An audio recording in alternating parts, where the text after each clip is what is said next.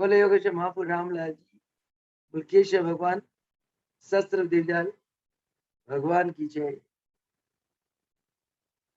योग योगेश्वर महापुर रामलाल जी, योग मार्तंड बुलकेश्वर भगवान, सत्स्वरूप दीनदयाल भगवान जी के पावन श्री श्री चरण कमलों में प्रणाम करते हुए आज का सत्संग आरंभ करते हैं। सत्संग का शीर्षक सतगुरु महिमा। जिस शीर्षक के अंतर्गत कल महाराज जी ने गुरु महिमा के ऊपर प्रकाश डाला, आज महाराज जी फरमाते हैं कि सतगुरु कौन होते।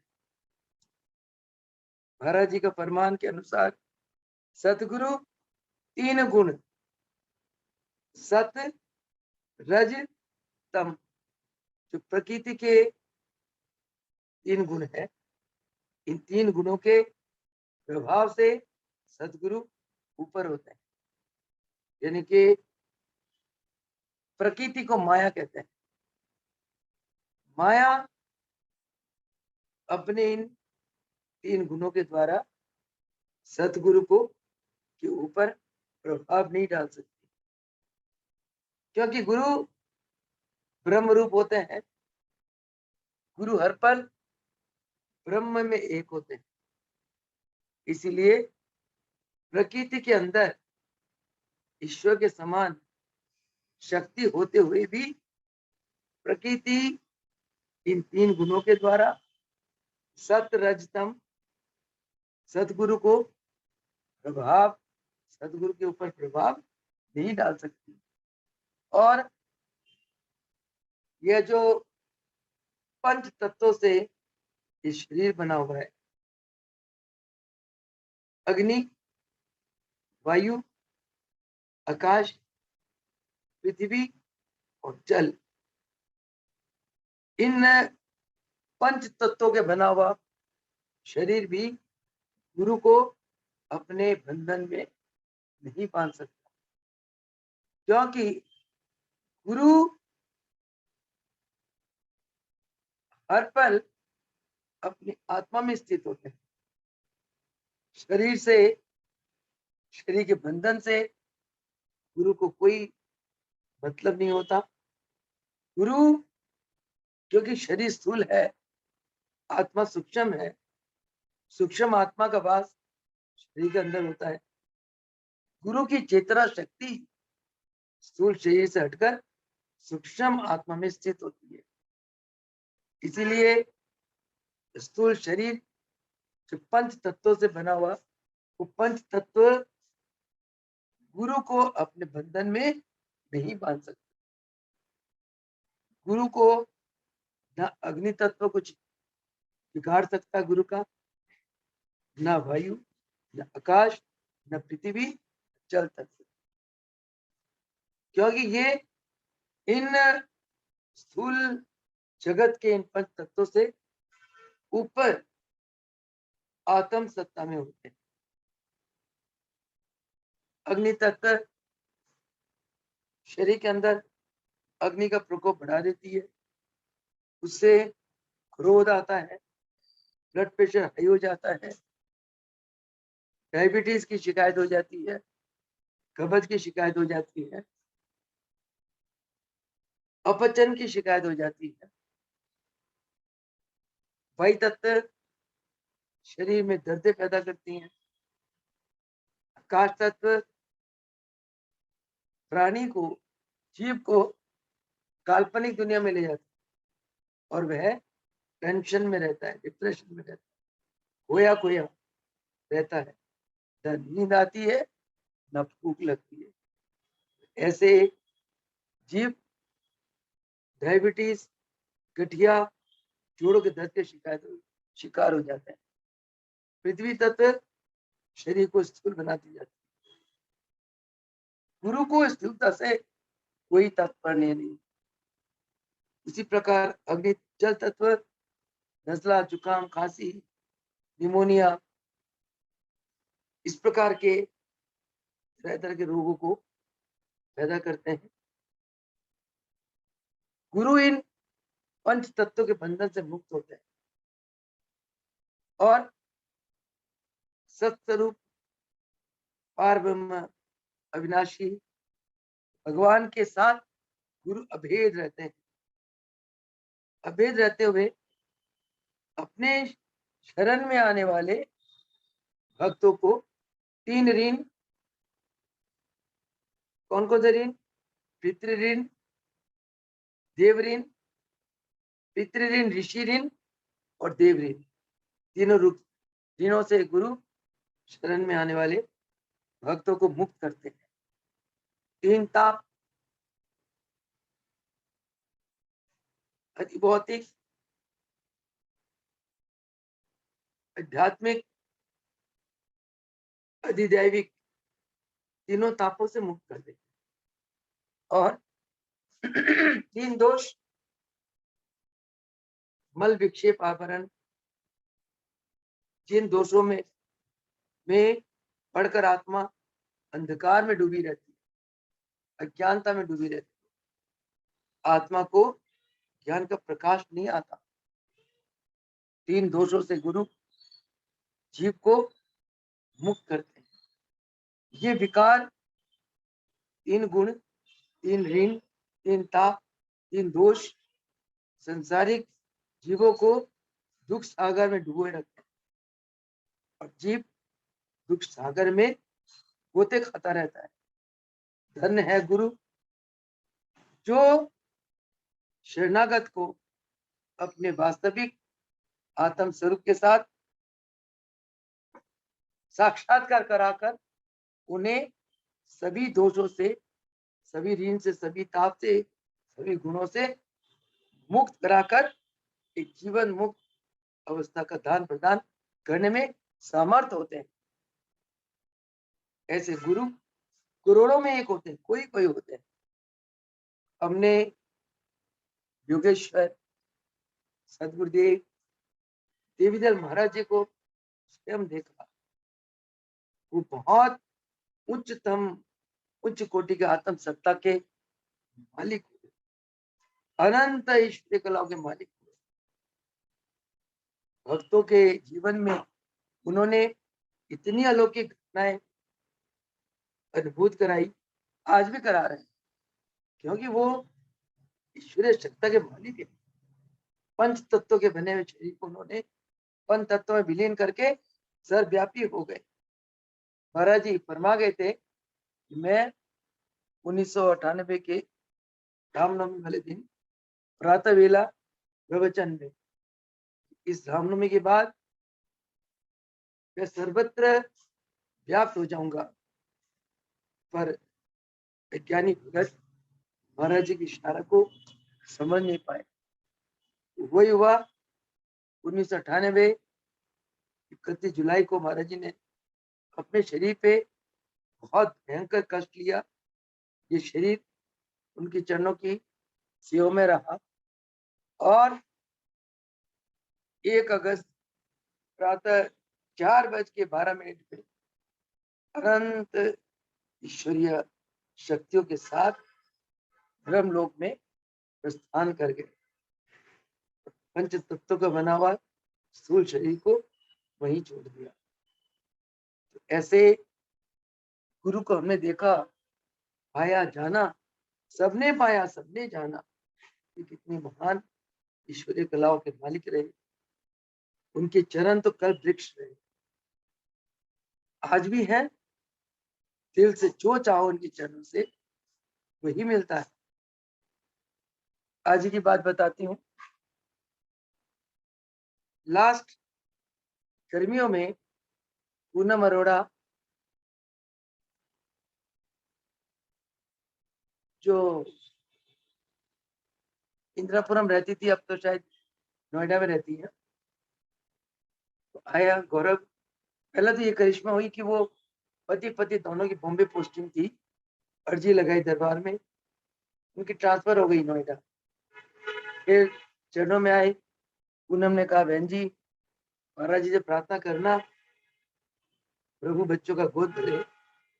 शादी के शायद 2-3 साल हो गए थे। मैं तो कोई बात नहीं बेटा, देवी को कहा तुम 11 माला का जाप करो, महामंत्र का रोज अष्टोत्तरी पढ़ो, प्रभु जी का योग दिव्य दर्शन पढ़ो, सुबह शाम आरती चालीसा गुरु गीता इनका पाठ करो और भक्ति में रहो और प्रभु जी अपने आप कृपा करेंगे। तो अभी तारीख 27 मई थी, परसों पूनम का फोन आया, परसों जाने कल आया कि अचानक बहू रानी की तबीयत खराब होगी और हमें हॉस्पिटल में लाना पड़ा। मैंने कहा अभी तो मई स्टार्ट ही हुआ है। मैंने कहा पूनम तुम तो नहीं मई की एंड कह रही थी। अच्छा हाँ दीदी, तबीयत अचानक खराब हुई तो एडमिट कराना पड़ा। मैं कोई बात नहीं, प्रभु जी का जाप करो और भगत के लिए तो भगवान है सब कुछ। अंतरात्मा से समर्पण से गुरु को याद करो, गुरु कृपा करेंगे, क्योंकि आप हम सबको पता है हमारे गुरु तो ईश्वर है, भगवान है। वो जो हमारे साथ करते हैं हमारा कल्याण ही करते हैं। हम उसको कल्याण माने या ना माने, हर पल वो हमारी कल्याण करते हैं। इसलिए चाहे वो सुख दे चाहे दुख दे, ये मानते हुए प्रभु ये दोनों आपके दिए हुए हैं। सुख में शुक्राना करो, दुख में प्रार्थना करो। अभी हैप्पी वो जनकारी थी, बहुत सच्चाई है जन में। आज पूनम का फोन आया होगा, मैं थोड़ी नींद में थी, दिन का समय था, मुझे फोन का पता नहीं चला। एक फोन बजा तो था पर मैं इतनी गहरी नींद में थी, उठाने का दिल नहीं करा। उठने के बाद मैं देखा मिस्ड कॉल पूनम का, क्योंकि देखो क्या खबर आती है। जब उसने हंसते हंसते जय प्रभु जी करी ना, मैं समझ गई प्रभु जी ने जरूर पोता दे दिया होगा। वही हुआ, कहते दीदी पोता हो गया, नॉर्मल हुआ। बताओ 27 डेट है, इतने दिन पहले बच्चा हो रहा है, नॉर्मल डिलीवरी। इतनी खुश, मैं कहा चलो बहुत बहुत बधाई हो और प्रभु जी की कृपा आशीर्वाद सब पर बनी रहे।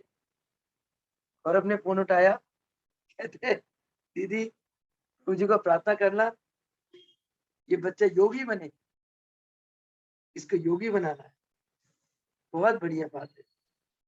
महाराज जी फरमाते थे माता बैरी पिता शत्रु ये ना बालक पंडिता। जिस माँ बाप ने बच्चों को पंडित नहीं बनाया, ज्ञानी नहीं बनाया, वो माँ बाप बच्चों के मीत नहीं है। मुझे याद है मेरी बहन ऑनलाइन बैठी है जयंती, इससे पूछना, हम 11 भाई बहनों के परिवार थे। पिताजी डेली हमें बैठाकर रामायण का दोहे चौपाई याद कराते थे और हमें लालच देते थे, एक एक कनस्तर 5-6 कनस्तर ड्राई फ्रूट, इसमें किशमिश, इसमें काजू, इसमें अखरोट, इसमें बादाम, इसमें पिस्ता। कहते जो बच्चा जितना दोहे चौपाई याद करेगा उतनी मुट्ठी में उसको ड्राई फ्रूट दूंगा। ड्राई फ्रूट के लालच में हम लोग खूब दोहे चौपाई याद करते थे। और सुबह दोपहर को, सुबह और शाम आरती करेगी ना, रोटी नहीं खाने देते थे। कहते बच्चे जो बच्चा आरती करेगा उसी को रोटी खाने दूंगा, उसी को रोटी मिलेगी, तो भूखे सो जाओ। तो पिताजी खुद भी बहुत भागवत गीता का अध्ययन करते थे और हमें कहते थे कि पढ़ते रहो पढ़ते रहो पढ़ते रहो, दो काम करो, या संगीत का अभ्यास करो या पढ़ो। इसलिए हमारे भाई बहनों में कोई तो सितार बजाता है, कोई वायलिन बजाता है, कोई बाजा बजाता है, कोई तबला बजाता है, कोई बांसुरी बजाता है और कोई भजन गाता है। सारे भाई बहन पूरी ऑर्केस्ट्रा पार्टी। पिताजी को शौक ही दो ही चीज था। मेरी मदर भी हारमोनियम में भजन गाती थी, उसको बड़ा संगीत का शौक था। पिताजी कहते थे, मैंने कहा पिताजी कितना पढ़े, कहते कुछ भी पढ़ो, चाहे अखबार पढ़ लो, ज्ञान की किताब पढ़ लो, अच्छी अलौकिक घटनाएं पढ़ो, पढ़ना है बस। गर्मी की छुट्टियों में भी सुबह शाम जब देखते थे ना पिताजी आ रहे हैं, सारे बच्चे किताब लेके बैठ जाते थे, नहीं तो अभी पिटाई हुई। तो कहने का भाव है कि पुराने जमाने में सब आजकल भी देखो, आजकल का बच्चा अभी आज ही पैदा हुआ, गौरव कहता है दीदी इसको योगी बनाना है, ये अच्छा संकल्प है। पुराने जमाने में माताएं जब बच्चों को डोरी देती थी, महाराज जी फरमाते थे, क्या दुआएं करती थी? बुद्धोसी, शुद्धोसी, निरंजोसी। बुद्धोसी का मतलब ये बच्चा तू बुद्धिमान बने, शुद्धोसी अति शुद्ध पवित्र आत्मा बने, निरंजोसी भगवान की भक्ति करने वाला बने, तेरी बुद्धि ऊंची कोटि की हो। बुद्धोसी, शुद्धोसी तो अत्यंत शुद्ध हो, मन वचन कर्म से एक है। निरंजोसी, निरंजन भगवान, उनकी पूजा करने वाला, उनका भक्त बने। तो ऐसे सदगुरु भगवान देवदल महाराज जी को हमने देखा, ब्रह्मनिष्ठ योगी। पिछले प्रवचनों में महाराज जी ने करवाया था, करनाल में जब फंक्शन हुआ था, 3 घंटे तक देवी देवता महाराज जी के दर्शन करके आशीर्वाद लेते थे। अब महाराज जी 3 घंटे समाधि में, फंक्शन में गए नहीं। तो ऐसे शक्ति के मालिक जो मुल्केश्वर भगवान के साक्षात स्वरूप, महाराज जी को देख के हम अनुभूत कर सकते हैं, मुल्केश्वर भगवान भी इस शक्ति के मालिक होंगे जिन्होंने देवीदास महाराज जी को पढ़ा, देवीदास महाराज जी को बनाया। फिर महाप्रभु रामलाल जी इतनी महान पावरफुल होंगे जिन्होंने मुल्केश्वर भगवान को बनाया, जो योग की तुरियाति तुरी अवस्था, मुंदी आके 14 वर्ष योग का प्रचार प्रसार करते रहे, जिन्होंने बहुत उच्च कोटि के आत्माओं को बहुत योग की उच्चतम अवस्था का दान प्रदान किया।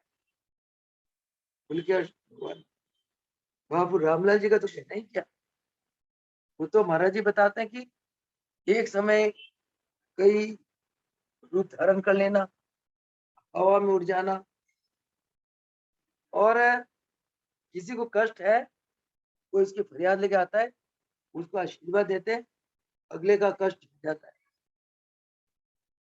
और अंधी लड़की आती है, केवल फरमाते हैं कि बेटा जाओ 15 दिन कुएं में स्नान कर लो, उसकी आंखें आ जाती है, ये क्या चीज है।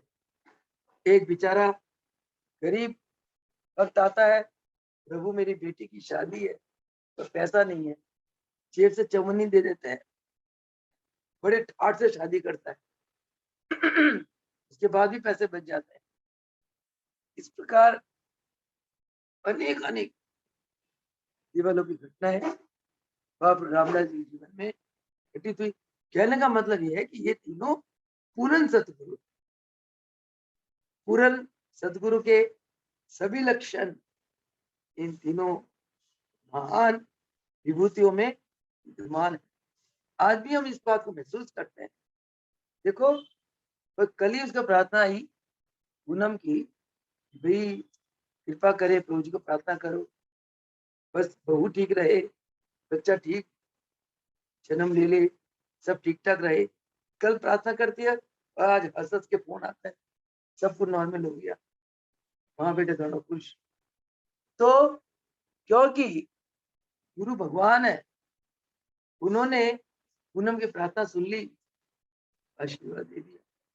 अनेक अनेक घटना है, आप लोगों ने जूम में जो अपने जीवन में बीती घटनाएं बताई, 100 घटनाएं हो गई। प्रभु जी ने रामनवमी से पहले उसके किताब का रूप दे दिया, जिसका नाम प्रभु जी ने रखवाया दयाल योग कृपांजलि, दयाल का योग की कृपा के अंजलि है इस पुस्तक में। अनेक अनेक घटनाएं पढ़ते रोम रोम खड़े जाते हैं। हमारी अंजू की माँ नित प्रति उस किताब को पढ़ती, रोज पढ़ती है। मैंने कहा आपने किताब पढ़ के खत्म नहीं करा अभी तक? कई दिनों से मैं देख रही रोज पढ़ती हूँ। कहते हैं मैं एक घटना को जितनी पढ़ती हूँ उतना ज्यादा अनुभूति होती है, उतना नई से नई बात मेरे अनुभव में आती है, उतना मुझे आनंद आता है। जित एक घटना को आज पढ़ लिया, कुछ और आनंद आएगा, कल पढ़ूंगी इससे बढ़ के आनंद आएगा।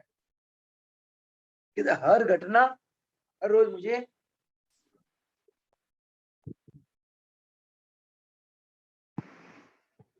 तो ऐसे हमारे महान गुरु हुए। उस श्लोक का अर्थ बताने जा रही थी। ब्रह्मानंदम परम सुखदम केवलम ज्ञान मूर्ति द्वंद्वातीतम गगन सदृशम। ये गुरु आप गगन के समान, आकाश के समान विशाल है, निर्मल है और शांत है। आप केवल ज्ञान की मूर्ति है।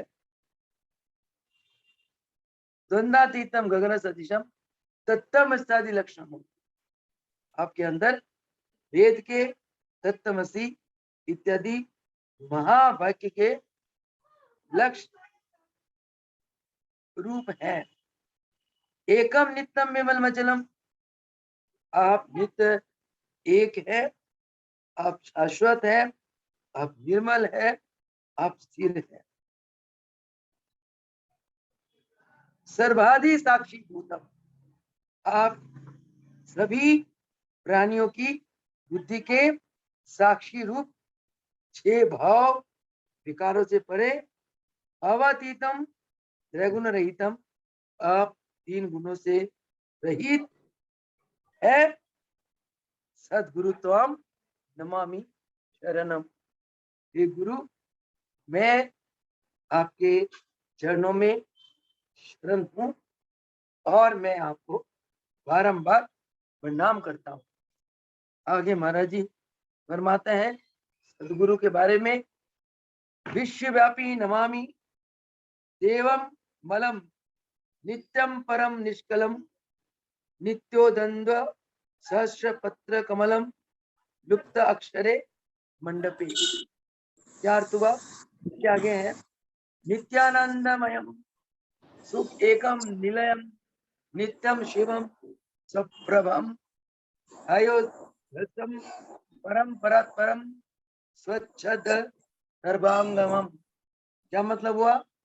हे प्रभु, संसार भर में आप व्यापक हैं, आप निर्मल है, नित्य है, पर है, ब्रह्म से परे है, निष्कल है, नित्य बुद्धि बोध स्वरूप, सहस्त्र कमल के सहस्त्र दल कमल में ओम के रूप में आप विराजित हैं, नित्यानंद स्वरूप है, आप सुख समुद्र है, नित्य कल्याण करता है, अपनी प्रभा से आप प्रकाशित है, पर परात्पर आत्म स्वरूप है, स्वच्छंद है, सर्वव्यापक है।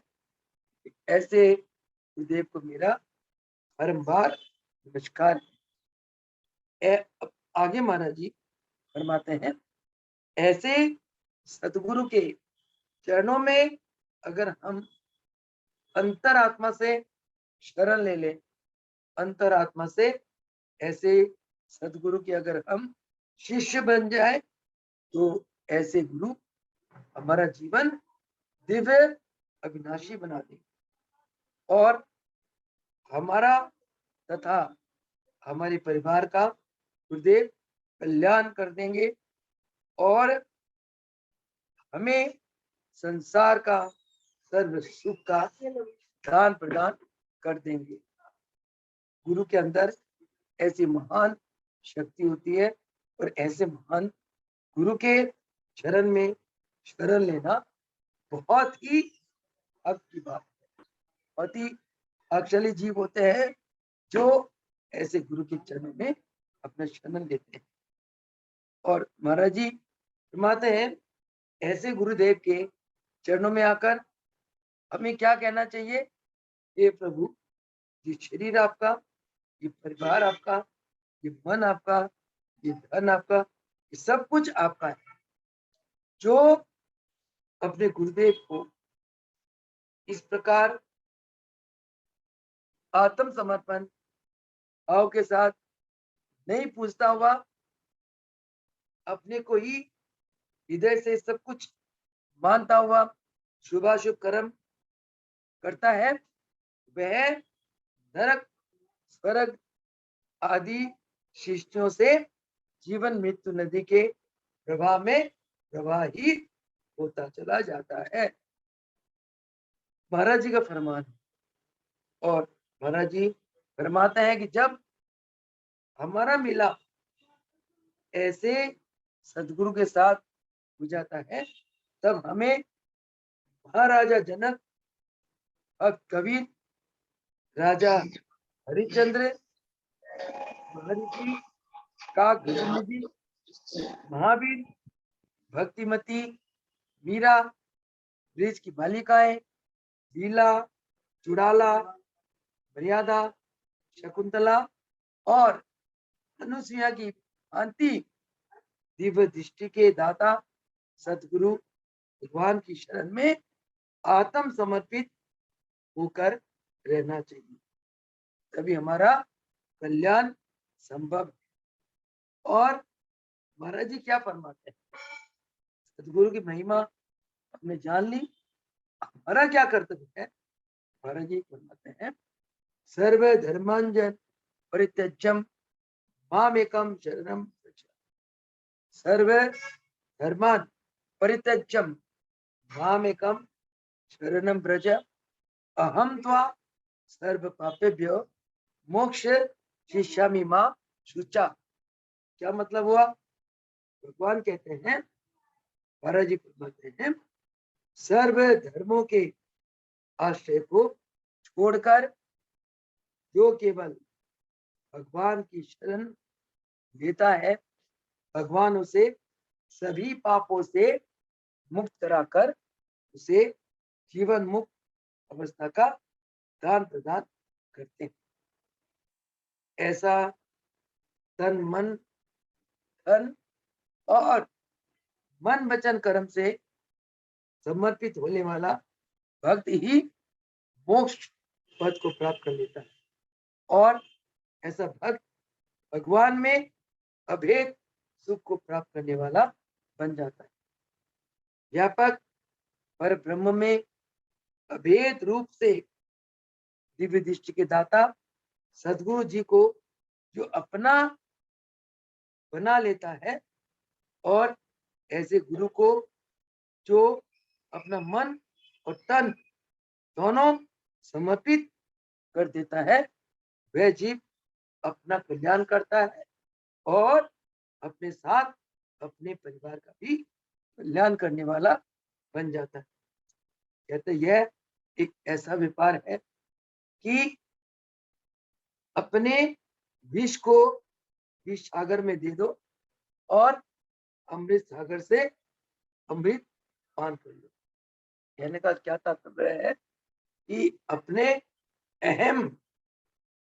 अहम रूपी विष को सतगुरु के चरणों में समर्पित कर दो और सतगुरु के चरणों से अमृत रूपी उस दिव्य पर ब्रह्म स्वरूप, उस परम आनंद रस को प्राप्त कर लो।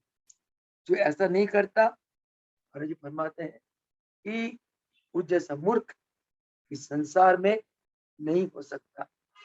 जो सतगुरु भगवान को प्राप्त करके अपना सब कुछ उनके चरणों में समर्पित नहीं करता, वह जीव 84 के घेर में पड़कर दिन रात दुख को प्राप्त करता है। 84 के घेर में महादुखी होता है। महाराज जी फरमाते हैं जब इतने महान सदगुरु भगवान योगेश्वर भगवान हमें मिल गए हैं, क्यों ना हम अपना सब कुछ उनके चरणों में समर्पित करते हुए उनके चरणों के अनन्य भक्ति को प्राप्त करते हुए क्यों ना हम उनके पर ब्रह्म स्वरूप में अपने आप को अभेद करके अपने जीवन को मोक्षी बना ले। ये हमारे हाथ में। भगवान कहते हैं, मैंने मानो जन्म तुझको हीरा दिया, ये तू विद्या गवाए, मैं क्या करूं। महाराज जी ने इतना सुंदर परिवार दिया, वस्त्र दिए, अन्न दिए, धन दिए, मकान दिए, सब कुछ दिया, फिर भी अगर हम उनका शुक्राना करते हुए उनके भक्ति में अपने आप को डुबो के ना रखें, उनके प्रेम में अपने आप को लय ना करे, तो हमें तो उनके चरणों से कुछ भी नहीं हासिल हो सकता है। कहते हैं, गुरु शिष्य को अपना रूप बना देते, सच बात है, परंतु शिष्य के समर्पण भाव को देखते हैं, शिष्य के प्रेम को देखते हैं, शिष्य के भक्ति को देखते हैं। भगवान कहते हैं, तुम मुझे कुछ नहीं दो, केवल अपना निर्मल शुद्ध पवित्र मन दे दो और तन दो सेवा के लिए। मन दो शुद्धता के साथ भक्ति के लिए, और तन दे दो सेवा के लिए, तो मैं तुम्हें अपना स्वरूप बना दूंगा। इतने महान दया के सागर सतगुरु भगवान हमें मिले हैं। हम सभी बच्चे सचमुच बहुत भाग्यशाली। कहते हैं, कोटि जन्मों के जब पुण्य कर्म उदय होते हैं, तब जीव को ऐसे परिपूर्ण योगेश्वर भगवान गुरु के रूप में प्राप्त होते हैं, और हमें प्राप्त हुए, इसलिए हमें एक पल भी उनकी याद के बिना, उनके नाम के बिना नहीं गंवाना चाहिए। एक श्वास भी उनके नाम के बिना हमें न लेना चाहिए, न छोड़ना चाहिए। हर पल करो अपने परिवार के लिए, काम करो, सब कुछ करो कर्तव्य समझते हुए, परंतु शरीर संसार को दे दो, मन गुरु को दे दो, अंतरात्मा गुरु को दे दो। अंतरात्मा से गुरु के साथ जुड़ते हुए शरीर से परमार्थ में रखो, संसार की सेवा करो। गुरु एक दिन आप कृपा पात्र बन जाओ। इन्हीं शब्दों के साथ आज के सत्संग को विराम देते हैं। हो सगुदेव भगवान की जय। बोले योगेश्वर महाप्रभु रामलाल जी की जय। मुल्केश्वर भगवान की जय। जय।